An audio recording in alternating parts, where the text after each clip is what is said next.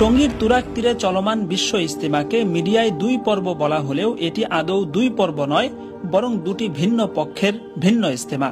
যেই তাবলিগের 6টি মূলনীতির অন্যতম ছিল ইকরামুল মুসলিমিন তথা মুসলিম ভাইকে সম্মান করা, সেই তাবলিগের মধ্যে নজিরবিহীন সংঘর্ষে তৈরি হয়েছে দুটি পক্ষ।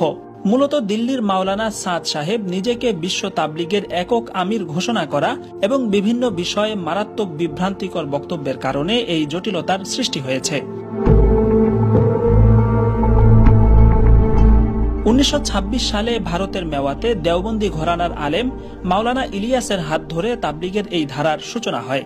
প্রতিষ্ঠার পর থেকে প্রায় 100 বছর যাবৎ বরকতময় এই সংগঠনের মাধ্যমে বিশ্বের কোটি কোটি মানুষ হেদায়েতের দিশা পেয়েছে। তাবলিগের মেহনতে কত অমুসলিম মুসলমান হয়েছে, কত মানুষ পরিপূর্ণ ইসলামী জীবনযাপন শুরু করেছে, তার কোনো হিসাব